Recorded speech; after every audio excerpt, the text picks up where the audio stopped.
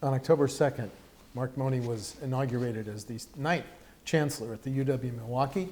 So it's time for a Newsmakers interview. Chancellor Mone, thank you for sitting down with WisconsinEye. Delighted to be here. Thank you. In your speech, you said, we really don't know what the future holds for UW-Milwaukee. Can you elaborate on that, please? Yeah, well, really, I think that comment pertains to higher education. Okay. You know, it's really the context of higher education, especially public higher education today.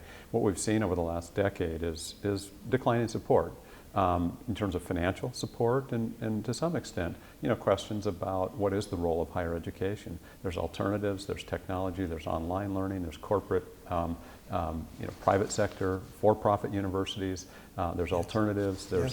There's some small evidence, you know, about people even attending college at all. When you look at demographics, you look at you know, competitive aspects. There's MOOCs and the debate over student loans and all this. So I can understand why you said that. Yeah. So that's really the context.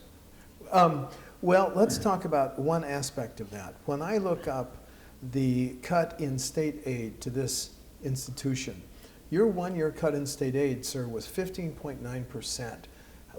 So what did that translate to in terms of cuts on this campus, sir? So what we're doing is looking at immediate short-term cuts around travel, all unnecessary travel, really looking at our first and second year cuts in a much more intense focus on administrative areas, support areas, as opposed to trying to preserve what's critical around student contact, the education and research areas.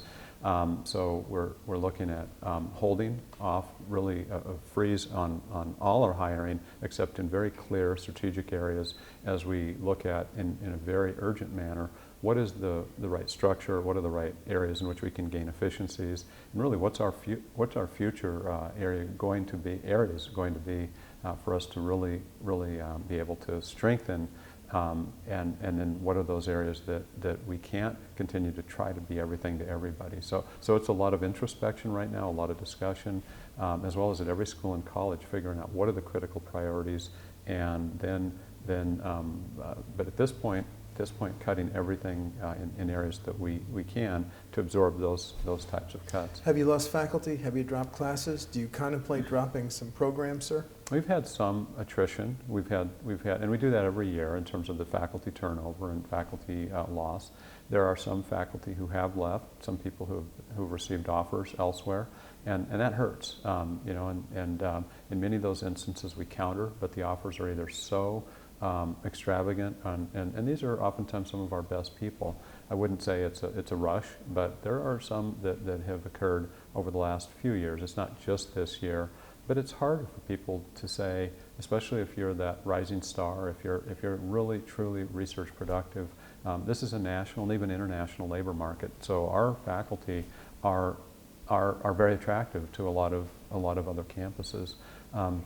As far as other you know, concerns for the future, that's you know, that's a critical component. So we have to do everything we can to make sure that we've got a strong, clear message going out about what are going to be the priorities and how we continue to stay strong in research and teaching areas.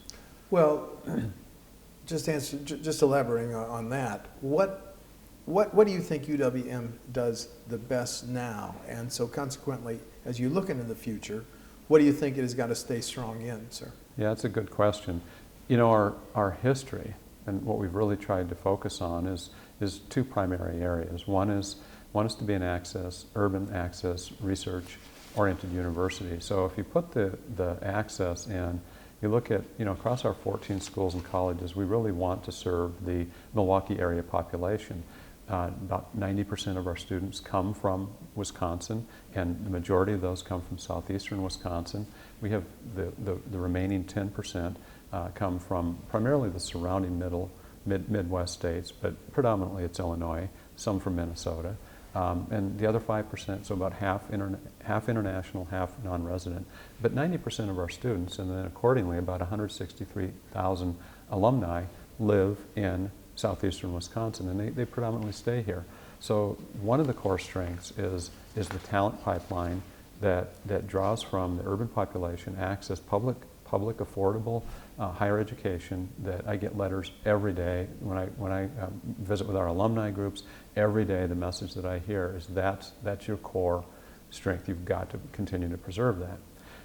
The challenge is if you look at the profile of an access institution, even a higher ed access institution, the remediation becomes an expensive proposition because you have more like a 2-year college in some ways. You have high costs of remediation. Yes. And so the retention issues become harder, graduation rates are harder because of the population that we serve. Now that said, I would put our top half of our classes up against any campus anywhere. It's just a really strong student population, but we also have the access. So that, how we do that, how we partner, for example, with 2-year colleges, UW colleges, as well as MATC, those are areas that we're in deep discussion with right now in terms of how we do that on a more affordable basis for the students, but also something that might lighten the burden for our financial model. So that's one area. The second is the unique part of UW-Milwaukee compared to all the other institutions in the UW system, other than Madison, is that we're the urban doctoral research university. The challenge there is we have, again, an expensive proposition. Research by its very nature is expensive. Graduate students at the doctoral level require financial support, and where most students pay tuition, doctoral students, you provide, in a competitive marketplace, you provide RA and TA support, research assistants, teaching assistants, and then those students do research and they teach classes, and so they earn their pay in that regard. But that's an expensive proposition, plus you have smaller class sizes as compared to a 100 or 200 level class. So a research university is expensive, and an access university is expensive, and those are unique compared to virtually any other school. Madison is a deep research one. We're research one, but we also have the access mission. And you don't have as much access focus in the other UW system schools. But those are the reasons why Milwaukee evolved that way. UW-Milwaukee is because of the specific needs in this part of the state. So going forward, we have to focus. We can't be everything to everybody. We can't do research at all high levels of fidelity across the entire campus enterprise. We're going to have to pick our spaces, and we're going to have to organize in a manner that supports those. Every school and college will have a place, but how we are organized and how we prioritize and say, is it in these 3 to 5 key areas? Is it around, and I don't want to name what those areas would be, because whatever I name today would interfere with the processes that we have in place. And I'd be happy to talk about what we're doing and the steps that we're taking. But it's something that we have to be cold, clear, analytical, and say, in the context of the environment that we're in, we need to approach this in a very clear-headed, strategic focused area or way. If I was looking at a demographic profile of your freshmen, would they be older? Would they have less family income? Would they be more racially mixed than, say, Madison or some of the other four-year schools? We're the most diverse campus across the UW system by far. We have 30% of our first-year class is of color, and that number will likely continue to grow. Our overall campus has a 40%, our overall undergraduate population, 40% first generation. The income is lower. We have a higher percentage of Pell Grant recipients, higher percentage of students who meet all sorts of eligibility requirements for loans and grants. The student age is one where I noticed that when I came to Milwaukee in '89, it was noticeably different because we had that working age population, and I looked into the numbers, and I think it still holds true. Our graduates, undergraduates, are typically about 1.5 to 2 years older than a traditional 4-year undergraduate. So our students graduate 23, 24, where a lot of students 22. Our graduate students, similarly, early 30s is the average graduate student age. So it is a different student profile. Because of these unique needs, when your GPR subsidy is cut 15.9%, do you think there was not a recognition of the special mission of this urban campus, sir? Well, what's interesting. Was your cut too big, given your mission? Yeah. Well, let me say that we, by virtue of, I think both the Regents and especially UW system, President Cross, and others in the system, we did get actually a better cut, a better percentage, and more favorable than several other institutions.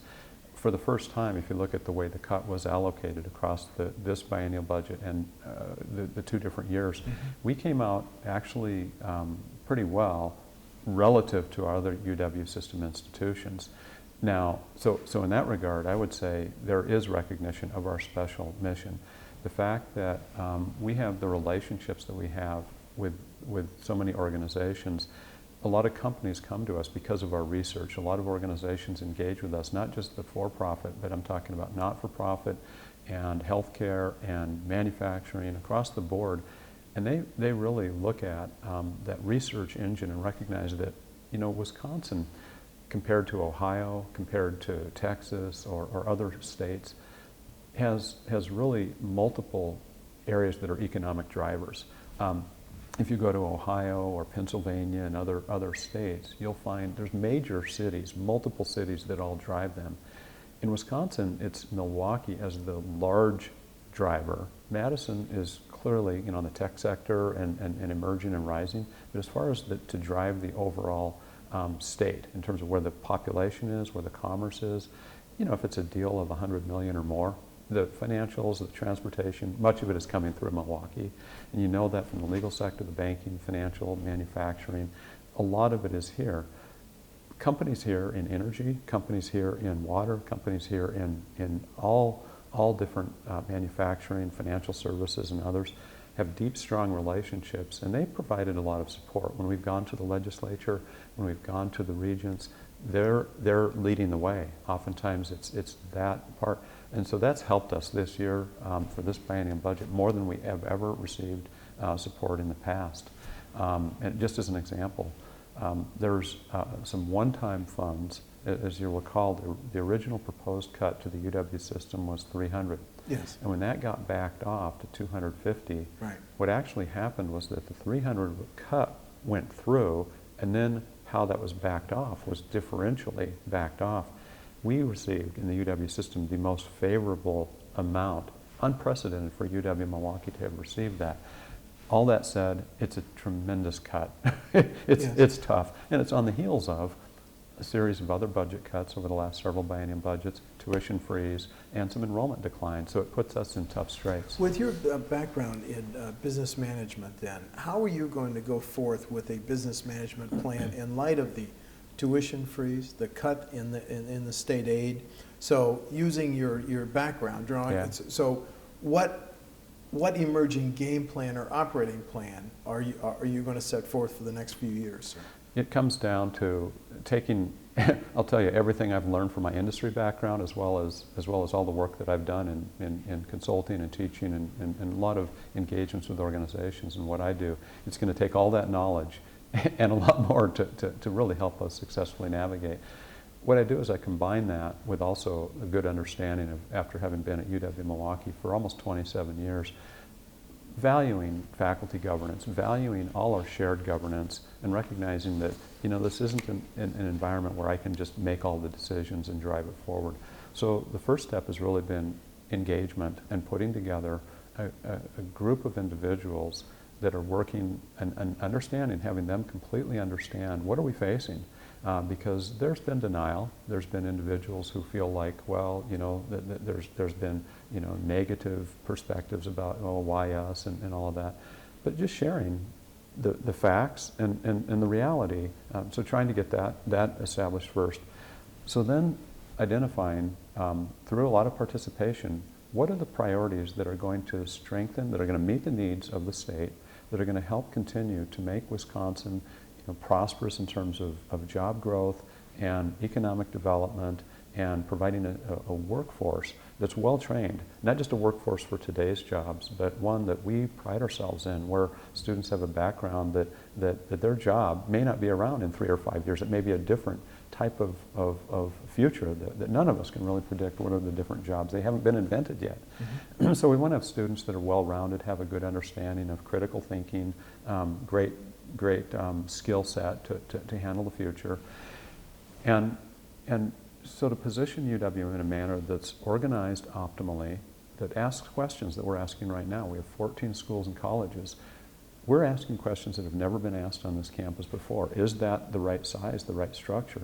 How do we meet the future in a manner that gives us the agility, nimbleness, and a forward-thinking orientation? We have to lean out. We're going to have to cut our expenses. We're going to have to grow our revenues. In what areas? And that's where I've asked this group to engage and to come back to me by February of 2016 with an alternative set of recommendations.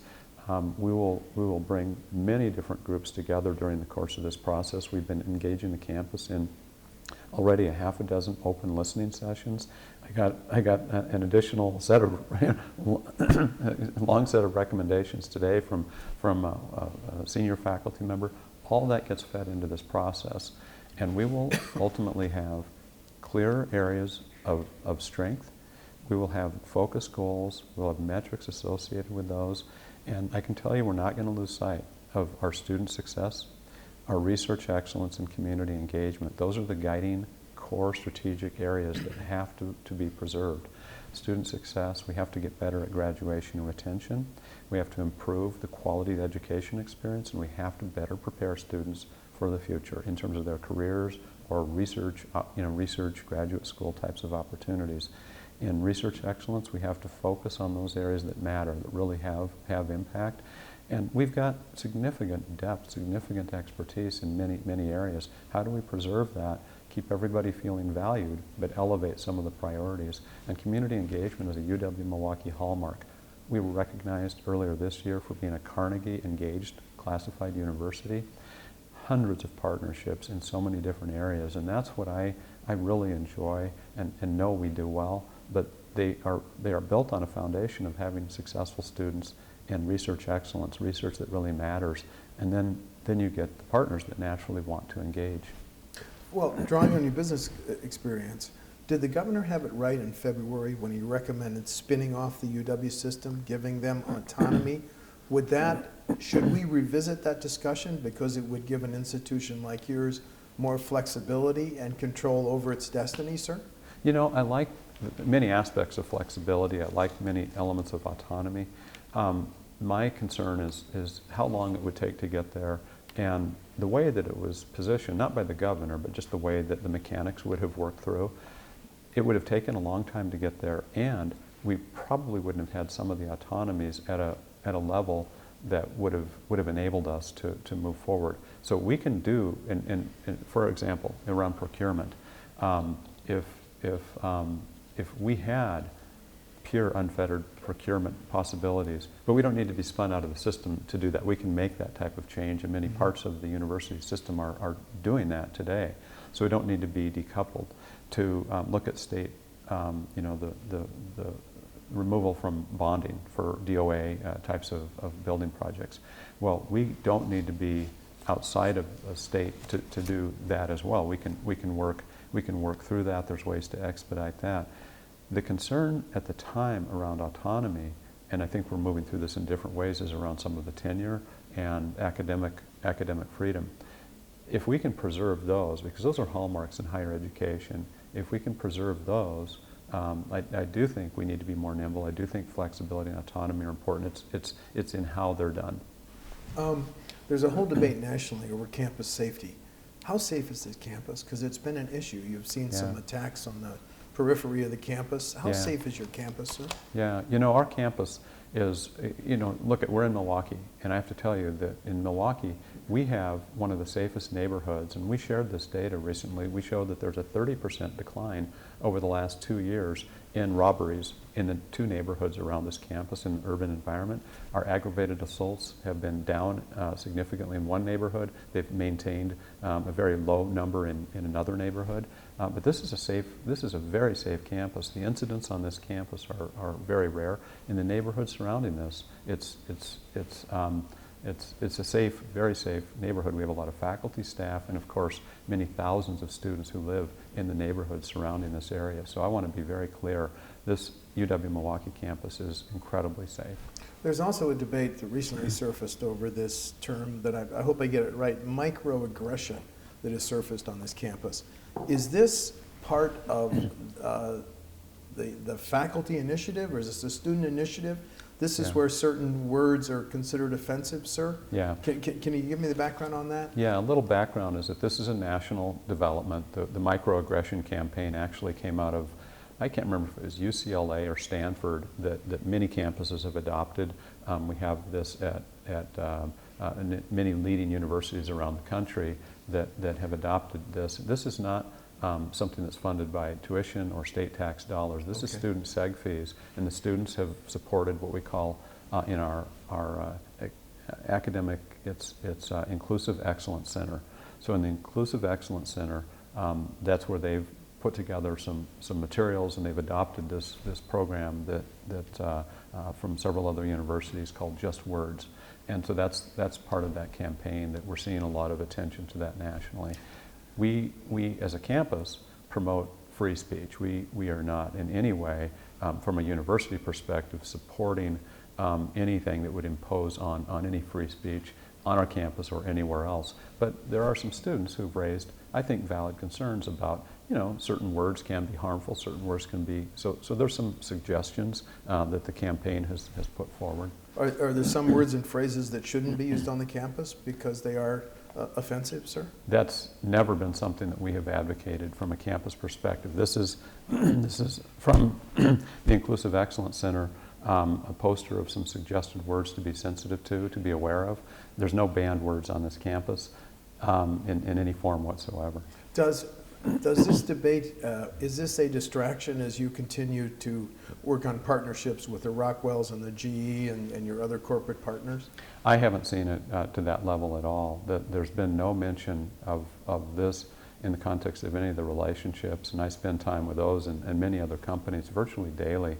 And I think that even in corporate environments, people have an understanding that there's in a diverse and inclusive environment, there is a need to be sensitive to words or phrases or things that may have been used yesterday in a different context. But we're not in any way banning, advocating for a campaign that says this is a set of words or perspectives that are not welcome.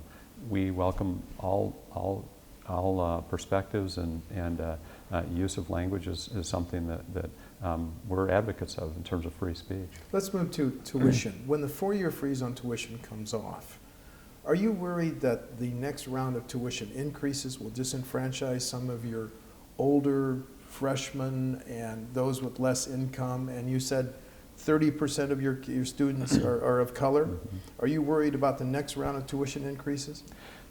I'm on the tuition setting task force for the UW system, and we know we won't have tuition increases this year or next year for our undergraduate resident tuition payments. We are trying to develop a rational, comprehensive approach to tuition going forward for the UW system, assuming that we have some discussion and flexibility that's based on really some healthy dialogue, education on both sides of this with the legislature and them continuing to share their concerns. This is not going to be a case where we have runaway high levels of tuition going forward in the future. If you look across the UW system from the early 2000s to the early 2012, before the tuition freeze, the average rate across the system was between 6 and 7% in terms of tuition increases.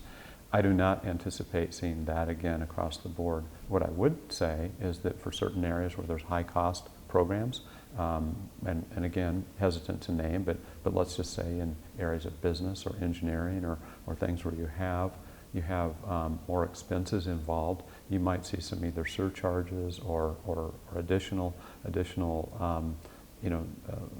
program fees that may be involved. Overall tuition increases, we have to look at in some areas, but we may look at tuition decreases in some other areas. We may look at being very creative and saying, look, the state needs to have more nurses, more people in healthcare. That's the most critical need as we look at the next 5 to 10 years. Engineers are close to that, certain engineers more than others.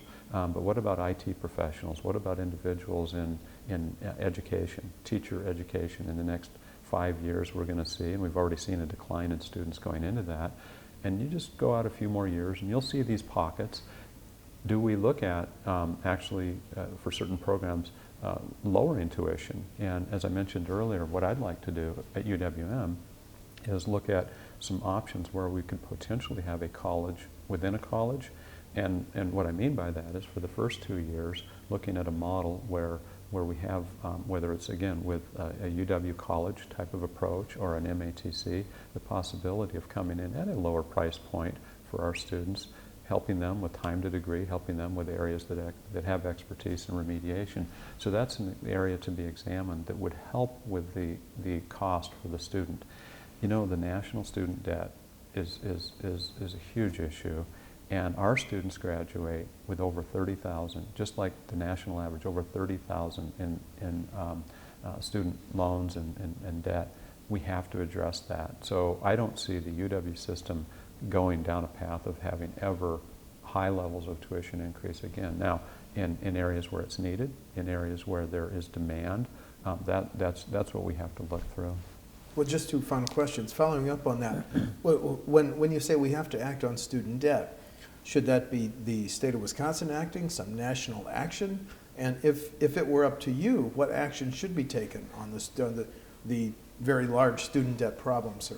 I think the key is going to be reducing time to degree, enabling students to graduate with lower debt loads. I think that's something where campuses have to look at that very carefully and say, what can we do to I won't go so far as to say guarantee getting through in 4 years, but providing additional scholarship assistance, and that's a critical priority here at UWM, to look at ways in which we can help students not take extra time, but really spend focused time in the right areas with good advising and making sure that we do everything we can to help students graduate with as little debt as possible. Would it be in the best national interest if some of that debt was just written off and forgiven? It could be. I don't know how that would happen. Where would that funding come from? That's true. That's true. That I leave for the higher level, different level folks to help figure that out in terms of who and how would that be absorbed, because those loans have been made by banks, by financial institutions, the government, and others, and I don't know how they could write that off. But I look at this, I guess, in a prospective manner going forward. What can we do? And we have a responsibility to help reduce that student loan debt. And then my final question is, look out over the next 4 years. What, in this changing environment, less state aid, tuition freeze, what are your, I'm going to use a business term, what are your deliverables as chancellor over the next 4 years? When we are doing this interview 4 years from now, what do you hope to achieve, sir? Yeah, I hope, and I'll take it a step further, I hope when we look back in 3 to 5 years, we, UW-Milwaukee, we're looking at a more focused, clear set of priorities. This campus stands for a set of concrete, achievable activities that have even greater impact on students, impact on the communities, and the state overall, that people look at and understand the brand of UWM as excellence in quality education. Our students continue to have the great success they have in terms of the transition to the workforce, and that our research that matters is seen as a huge economic driver in so many different areas. So those are the things that are critically important to me. I don't have that plan at this point. These challenges are new, and it's been a real honor and a thrill to be in this situation. So that's what I look forward to. And just a very quick follow-up, does that mean 3-5 years out you anticipate less undergrads and grad students, a smaller student body, sir? We may be a more focused and smaller campus, but not necessarily. I don't know at this point. Our peak enrollment in 2010 for this campus in its history was about 30,100 students. We today are at 27,200 students. Okay. So we've gradually declined. Now we're following demographics. If we continue to follow demographics, we're anticipating, for the next 10 years, a smaller decline, a modest decline, but generally flat. We see that African American, Caucasian student flat to declining in terms of high school graduates. We see Hispanic high school graduation rates continuing to grow over the next 10 years. Asian Americans, a slight increase. So we'll continue to see overall about the same numbers of high school graduates, and my prediction is that this campus is going to be at this level, maybe a little bit lower in terms of Wisconsin, and maybe a little bit more in terms of out-of-state and international. That would be the mix that I'd see. Chancellor, thanks very much for talking to WisconsinEye. Appreciate it. Thank you, Steve. Thank you. Pleasure.